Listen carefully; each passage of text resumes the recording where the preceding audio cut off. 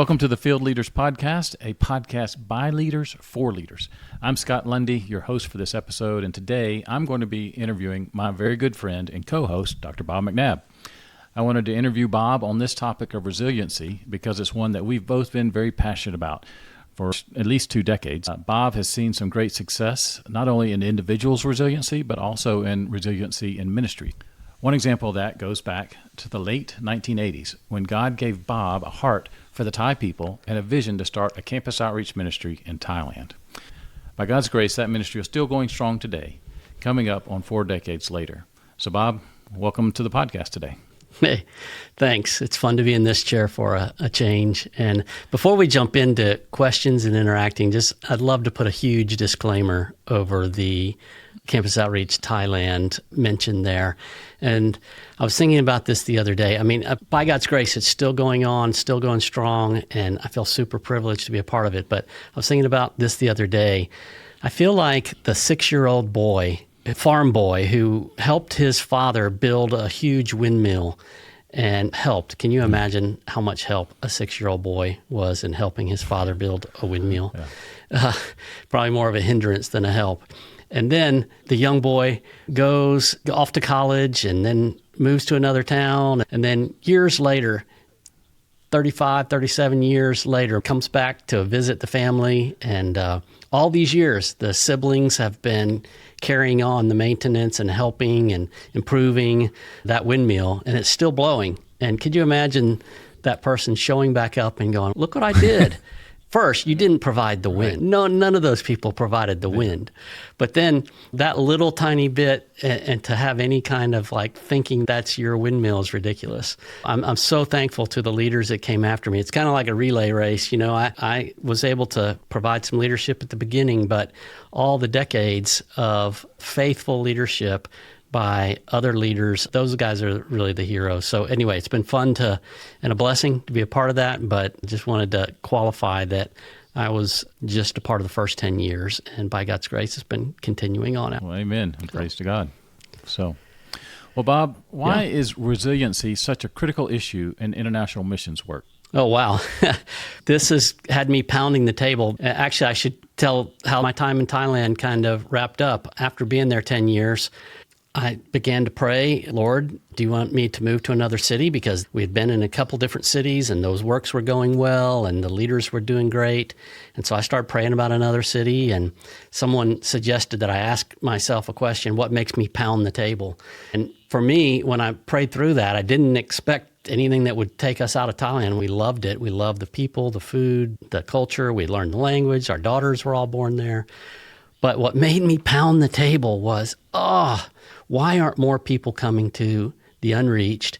And why are those who are coming not well prepared? And why do so many of them go home so quickly?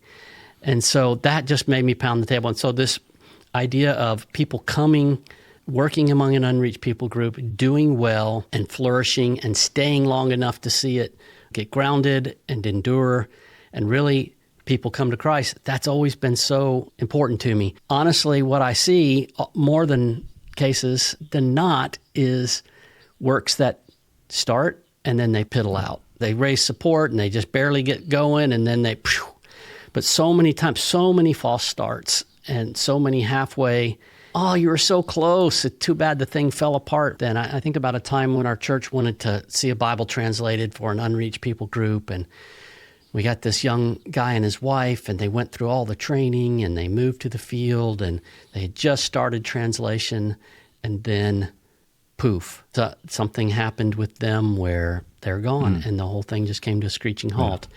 And that's been repeated, not just with Bible translation, but with church planting over and over and over again. And so resiliency is so important that we need to talk about how workers can continue on, but what does that look like for the work to continue on?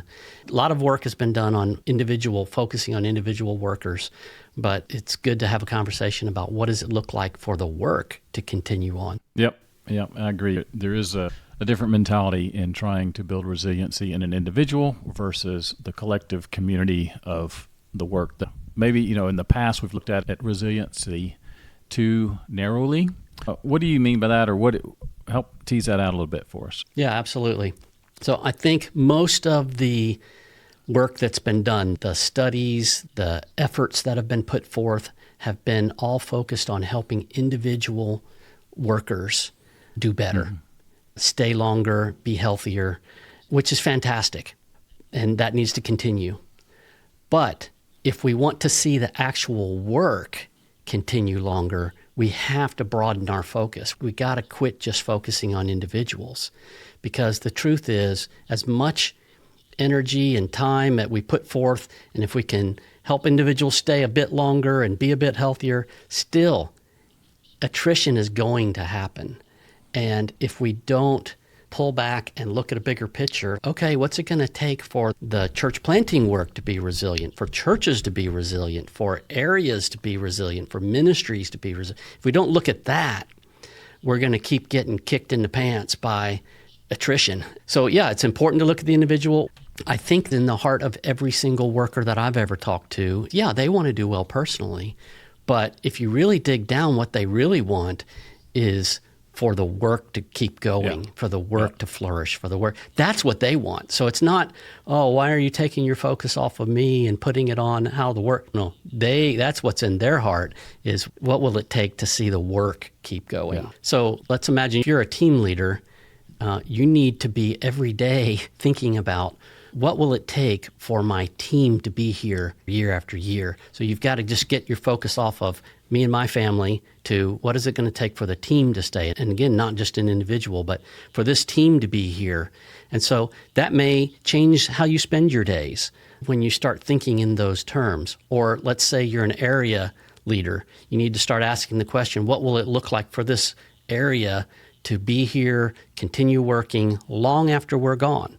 What is your scope of responsibility, and what will it take for that area, that scope, that team, that church? For example, you don't want to just plant one church, because what if that one church has difficulties and dissolves? Well, you want multiple churches. So if you're a church planter, you need to be thinking about the finish line. We want to plant churches, multiple churches, who are equipped to continue and on and have strength, and what that looks like. And so we just need to pull back and say, what does resiliency look like at higher levels than just the individual? Yeah. So it sounds like there's a mindset shift that leaders need to make for this broader resiliency. What type of mindset would you say, hey, here's 2 or 3 or maybe 7, I don't know what you're thinking, are some key mindset shifts that leaders need to have?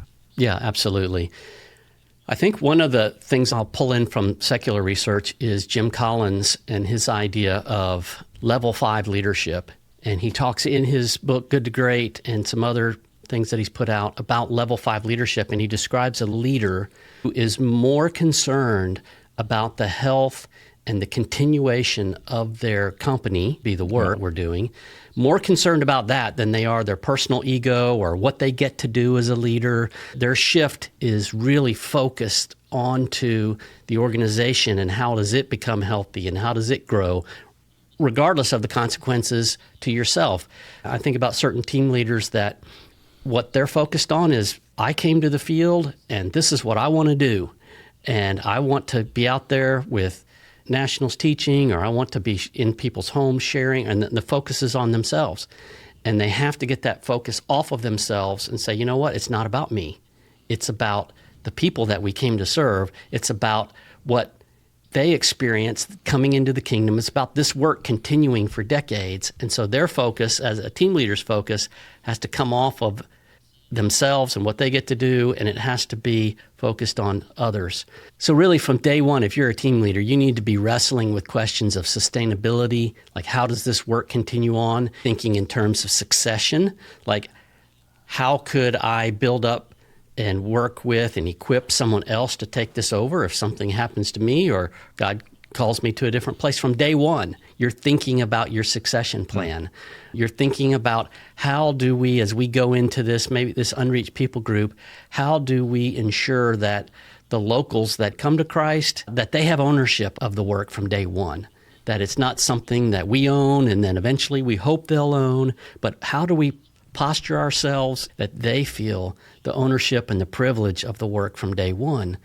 And let's say you're working with some national partners who are proximate peoples to the unreached people.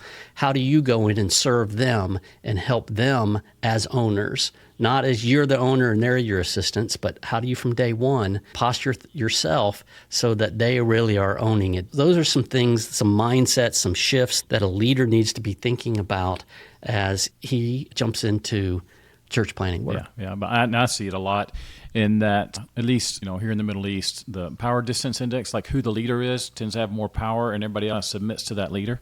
And so I've seen a lot of people, to try to see a house church start, they will lead the group meeting for who knows how long, but they're trying to get their Arab friends to step up there. Well, no, who am I? I follow Jesus, but you're the rich Westerner that's probably been to seminary. Who am I to teach? And they will resist stepping up. But if you only lead it once or twice, model it and say, okay, next week, Muhammad, you're going to lead. Yeah. And that's one of those mindset shifts I think you're referring to, is even how you plan something as simple as a Discovery Bible study. How you do it today could impact where you're going to be in 6 to 12 months. I think one of the mistakes we made when we were rookies on the field is when we started planning churches. One of the things that revealed we were owners when we had been is, I like to ask the question, who shows up and turns on the air conditioner before people arrive? Whether that's your living room or whether it's a shop house you're renting, but the person that shows up and turns on the air conditioner is probably the owner. Yeah. And if you're that person, that's one of the signs that, and you need to listen to how people talk. How do the nationals that you're involved with, how do they speak of the work? Do they talk about your work or our work, or just how do they talk about it? And that can give you an idea of their level of ownership. I think we all know of the visa issues that constantly happen. We all know so many workers that were plugging along, doing great, and then they got kicked out of the country. Yep. And so really we have to have this resiliency mindset from day one, having us ask these questions. All right, what if we're healthy and strong and we're doing great, but our visa doesn't get renewed? Well, let's work at things in a way that keeps it going. So, Bob, we were talking about mindset shifts for leaders. If we narrow that down, one mindset has to do with the role of national partners. For example, this morning I had a Zoom call with a guy that's wanting to bring me in next year to Central Asia to train some of his up-and-coming leaders. And he's got slots for 15, and he put an invitation out, and 42 people have already replied, 80% of which national partners in their ministry. It's amazing. They're already like, wow, they've got that many to pour into it, but they see it as a leader development opportunity. So as we talk about national partners and thinking about resiliency in the ministry, this guy was like, man, this is great. Because at the end he was asked, what will you charge for that? Look, at that level, you don't have to, I know these people don't have money compared to a Westerner, so don't worry about money. But what role do national partners play in building resiliency of a ministry? Oh, sure. You mentioned money, so let me actually jump in and just make a comment about that first. Obviously, one of the things that can kill a work from continuing is if the work is dependent on foreign funds. And so you always have to be super careful to the way that you build things out in cooperation with locals is such that it really self-sustains and isn't dependent on anything else. But I think, again, how you begin your work is critical, because it's much easier to see people have ownership if you approach them with a posture of, how can I help you succeed in having ministry here? And if you start with that posture, instead of starting with hey, I have a vision, this is what I want to do, and then you recruit them to come help you do it, then you're way backwards, and you got to flip that thing over time, and it's hard, and it may never happen. So how you begin at day one is crucial. Well, thanks for sharing, Bob. I do a lot of team formation, helping new teams start, create their team charter with their vision, their mission, core values, their team commitments. So what are some things that you've seen be successful in the sense of how a team is structured that leads towards resiliency, or maybe some things you've seen teams do that was a mistake? Yeah, that's good. This one is huge. And so as I talk about this for our listeners, I want just to be clear that when I'm talking about team members, don't automatically think I'm talking about expats who come in from different countries. No, as much as possible, you want to be working together with nationals. And so here, both of those as I talk about share some things here. But I think one of the first things we have to accept is that attrition is going to happen. Okay, when you talk about how to structure your team for resiliency, our industry-wide, if you will, posture so far, our approach has been, attrition, that's bad. Let's see if we can prevent it. You know what? You can't prevent it all. And you're not planning for it. And all your prevention efforts, even though they've been great, have failed, the work gets set back. And so one of my big things is don't just try to prevent it, plan for it. Plan that it's going to happen. There used to be bumper stickers in the United States back in the 80s that would say something happens. And I want to get one for workers and just says attrition happens and just put it on your suitcase. Yeah. Just be constantly reminded, you know what? It's going to happen, whether it's through a visa, whether it's through a marital difficulty, whether it's through a child's health. We just need to accept that's going to happen, and therefore we need to build out our team structures and the way we think about teams in light of it, okay? And because of that, we need to build bigger teams. Okay. And I know there's going to be some people going to hear that and go, oh, no, I'm concerned about that. We'll get to that in a second. But, hey, we have to have bigger teams, and we have to quit, because I've heard movement practitioners say the bigger the team is, the harder it is to get to multiplication. Let's talk about that in a minute. But first, let's just look biblically. You think about Acts 13, where Saul and Barnabas were called to go, right? And so what was the first thing? That was verse 2 of chapter 13. What's the first thing that they do? Verse 5, they ask John Mark, hey, we need you to come along with us. They start building the team. They don't think it's supposed to be just the two of them. And then Acts 15 and in Galatians 2:3, they recruit Titus to come along. He becomes a part of the team. Acts 15:40, they've added Silas. Acts 16:3, they recruit Timothy to come along. In Acts 16:10, Luke is now a part of this.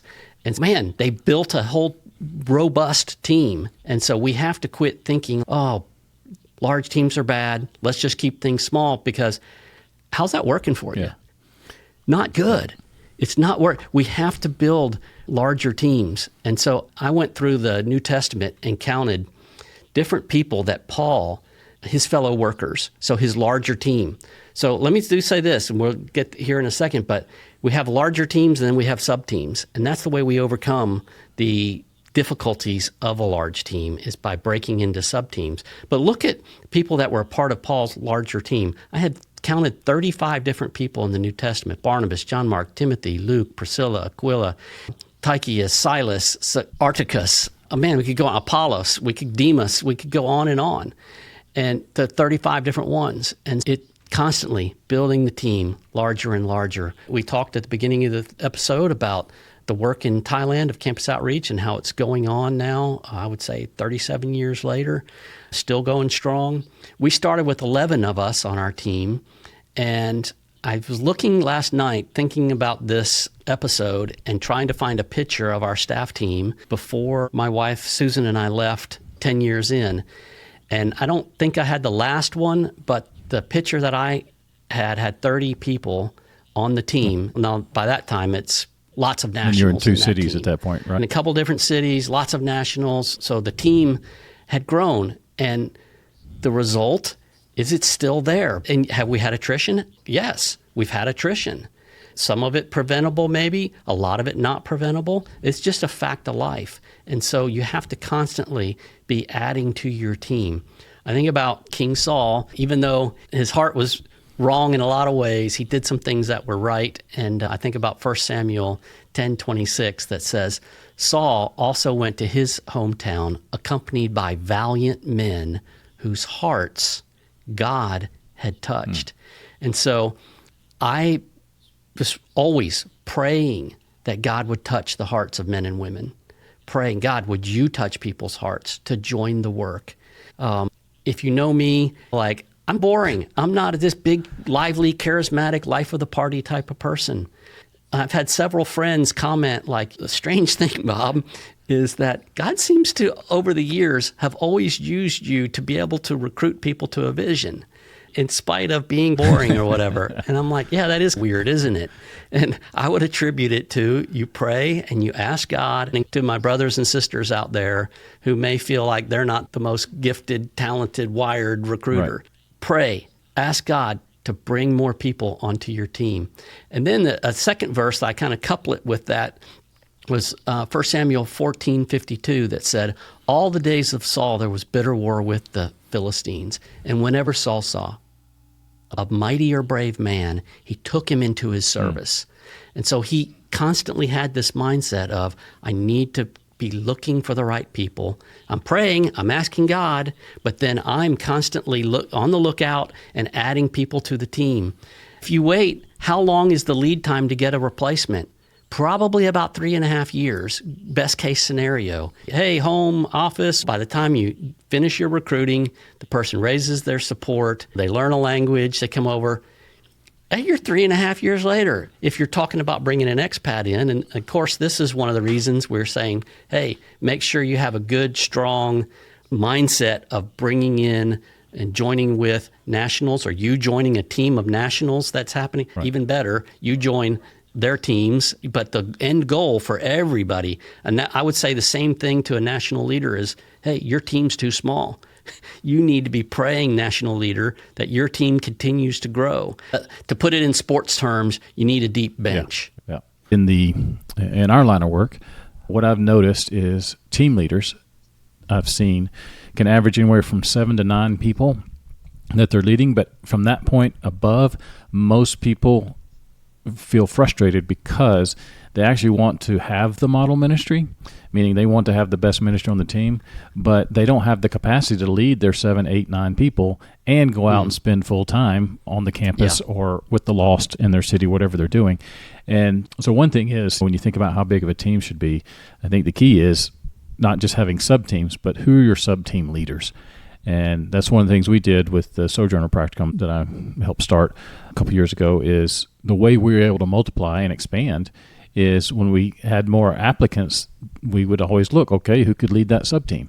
And if we had the leader that could lead a sub-team, we would take on another batch of people. But if we didn't, we wouldn't. But that way, it wasn't totally on me to make sure everybody's getting developed and trained, but I'm actually raising up leaders, giving them the experience to practice leading in a safer environment because I was the upper team leader. That's beautiful. Yeah. What are your thoughts on critical redundancy? How much team size versus when do you need sub-leaders and sub-teams? Have you seen any numbers, or is it really very dependent on the context? Yeah, I love what you're saying there, because having sub-teams, part of the beauty of it is you open up opportunities for people to grow in their leadership and to be developed. And so you're creating an incubator through the sub-teams for leadership development. And so that's helpful. And the other thing too, if you are a leader who very much wants to be hands-on in the work as well, then I agree with you that a team can get too big where you won't really have capacity to be highly involved in the local work. And if that's the case, you should probably be a sub-team leader where you can be closer to the work. You don't have as many people to supervise. If you are leading the larger team that has multiple sub-teams, if you feel like, leading the team is taking me away from being out there, that may not be the right role for you. We want leaders who don't hate leading. Yeah. We want leaders who think, you know what, leading my team, helping these sub-team leaders grow and develop, helping them succeed. I love that. That's my highest passion. So if that's how somebody's wired, then they should probably lead the larger team. I don't know if there's a magic number, but it really depends a lot on the wiring and heart of the individual leader. Now, sociological studies will say once a group of people gets over a dozen, some would say 15, some studies, then there's no way it stays together into one team or one group. It breaks into two just naturally, unavoidably. And so I think Jesus knew what he was doing when he maxed out his team at 12. So I don't think you want to go larger than that and call it a single team for sure. One of the things I just want to mention is that Missio Nexus is going to be offering some cross-organizational opportunities for training for leaders to come from different organizations and have intensive training. It'll be the fall of next year. and we're going to ask team leaders to come, but we're going to ask them to don't come alone.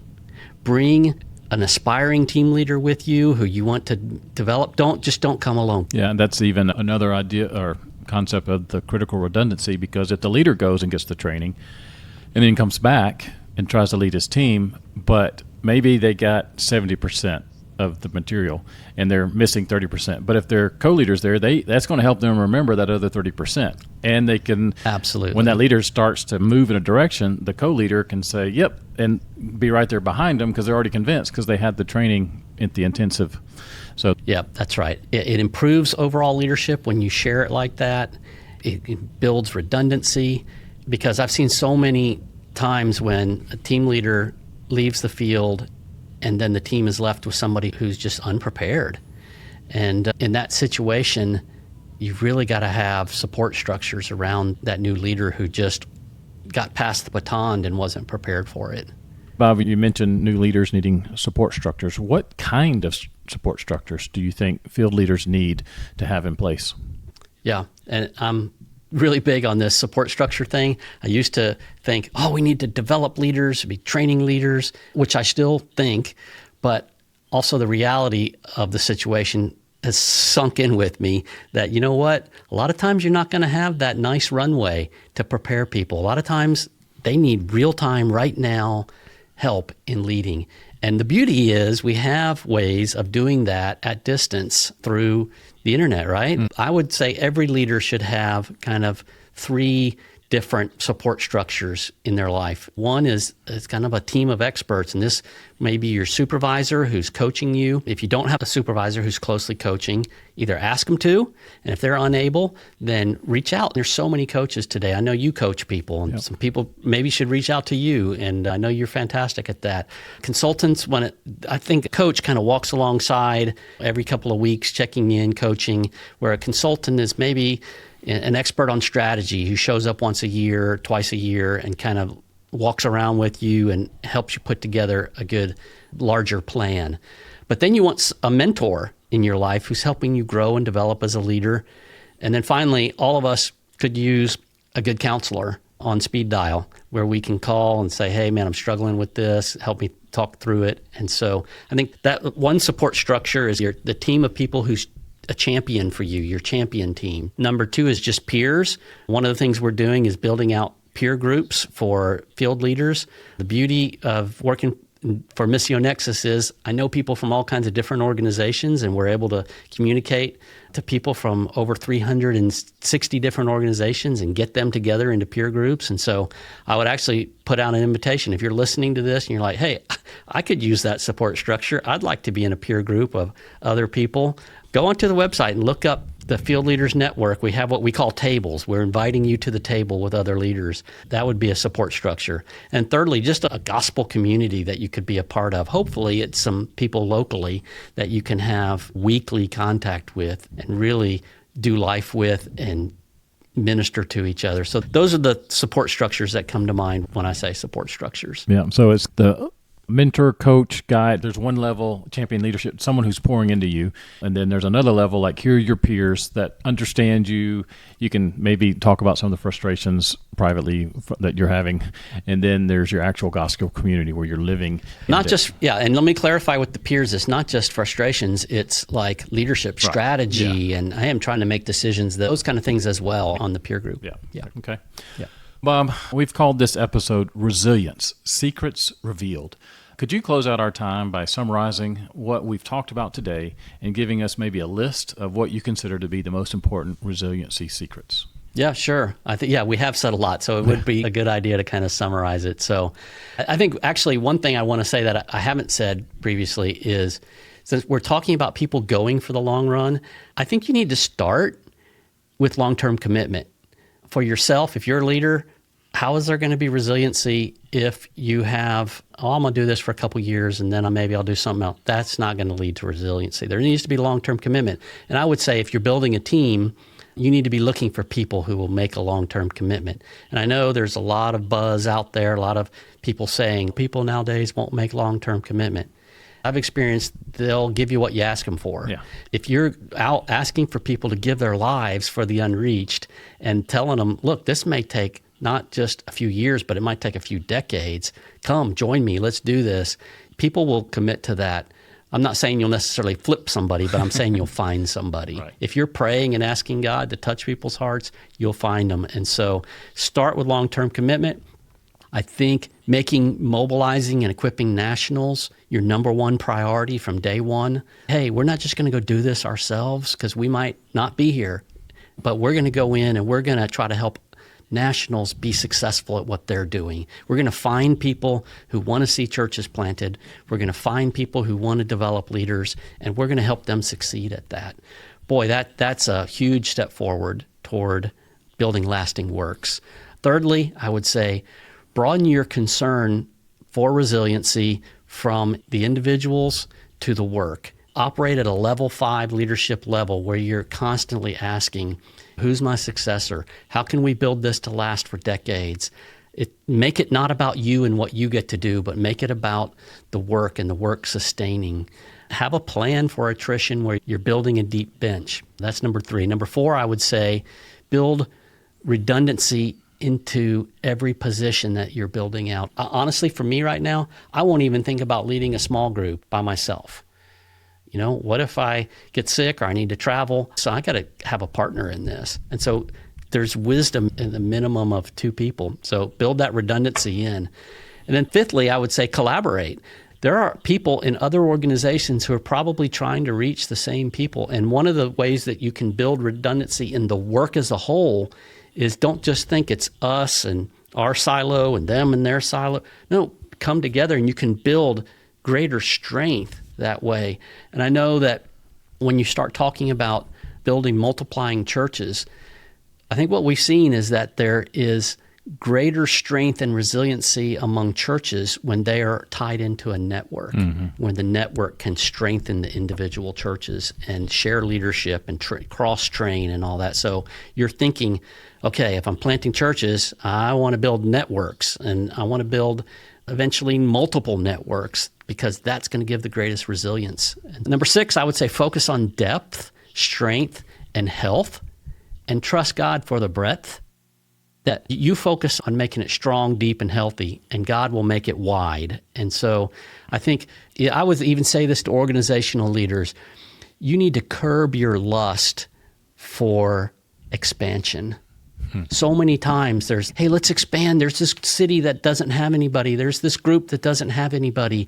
And so they're constantly putting out small, weak teams that don't survive a little bit of attrition. Yeah. And so we need to curb our lust for expansion and believe that if we will focus on making things strong and deep and multiplying disciples and leaders, that God's going to do more with that, and He will multiply it and make it better. Yeah, Bob, one of my mentors that I had for 10 years. He was big on putting teams together, but he always promoted the idea that get the least amount of people as possible, because the more people you have, the more expectations people have, the more team conflict you have. And so he was a big proponent of get the smallest amount of teams. And at first I'm like, wait a minute, partly because I've been around you and we talked about this type of stuff. And I'm thinking, like you said, if somebody goes down, visa, health issues, kids, special needs, whatever, then you're in trouble. It's like you need a backup, like you mentioned with the football team, if the quarterback goes down. Can you explain more about this idea of critical redundancy in regards to missions?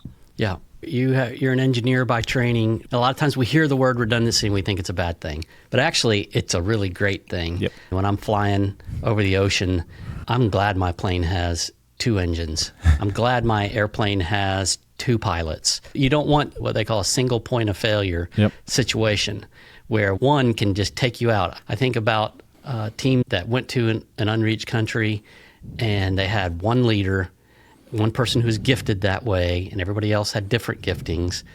And that leader got taken out, and the org said, what other choice do we have? Well, to pull the whole team out because we have no leader. And again, it takes so long to replace. And I hear that concern, but I believe having sub-teams is the way to go. And that's what we did. We had a team of 11 of us, but we broke up into 3 different sub-teams, and we worked together but yet broken down into smaller sub-teams in different locations throughout the city. And so we had all the benefits of a larger team, and we had all the benefits of smaller teams working at the same time. And I think that's the way to navigate around the issue you're talking about. And I think let's not try to improve on the Bible. It's what he says, okay, for people who have been burned by larger teams and different team relationships, that may sound attractive to them. But it falls in that category, I think, of trying to improve. Look at what Jesus did. He didn't say, how small of a team can I build? And so let's just do Peter, James, and John. No, he had 12 people that he was building into, and he had attrition, right? The Savior of the world experienced attrition on his team. But he had built a larger team, and then he sent them out, not in sevens, he sent them out in 2 by 2. Yep. And so he divided into sub-teams. I think of a regional leader I was talking with not that long ago, and he was sharing with me that in his region, there are 17 team leaders, and 14 of them don't have teams. Okay? But they're calling themselves teams? They are team leaders, and 14 of them, of the 17, don't have teams. So that's a problem. If I was talking with them, I'd say, hey, would y'all consider just working together instead of just being by yourself? It's just not a fruitful approach. Why don't you collaborate? Why don't you start working together and building? But to do that, you have to lay down your ego. Yeah. You have to say, you know what? It's okay if I'm not the team leader. I'm willing to follow someone else and work together and build something strong that will continue on. And so if you're out there listening to me, your team is probably too small, and you're probably behind the curve on recruiting the next replacements to join it. We don't want those single points of failures. I learned about the value of redundancy from my dad. He was an electronic engineer that built precision timing instruments that NASA would use, JPL, these precision timing instruments. And I went on a sales call with him once. I was translating for Thai admirals in their Navy. The Thai Navy was interested in purchasing some clocks. So I'm translating. And one of the things I learned in the middle of this is you don't sell somebody one clock.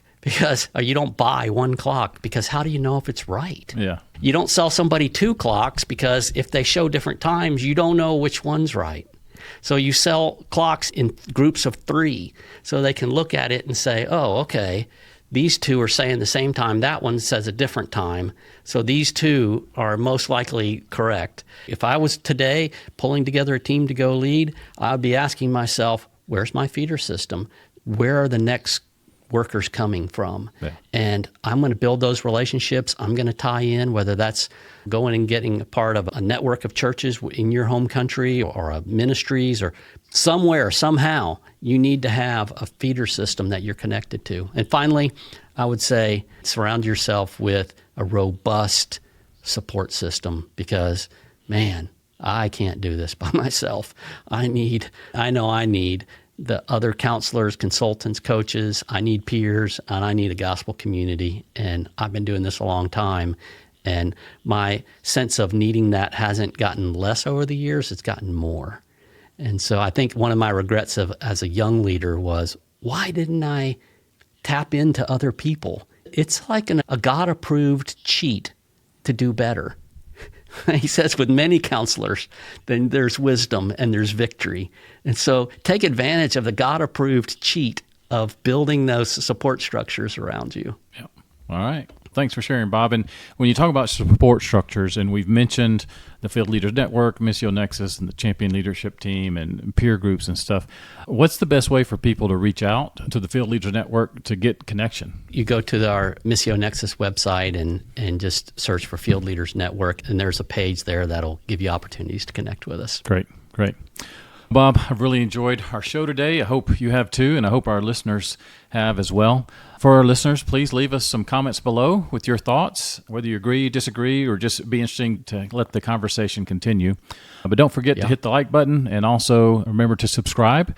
That way you can be alerted when we have episodes in the future that get dropped. So, Bob, thank you so much for the interview today. It's been fun sitting here in your seat, because you're usually in this role interviewing someone else.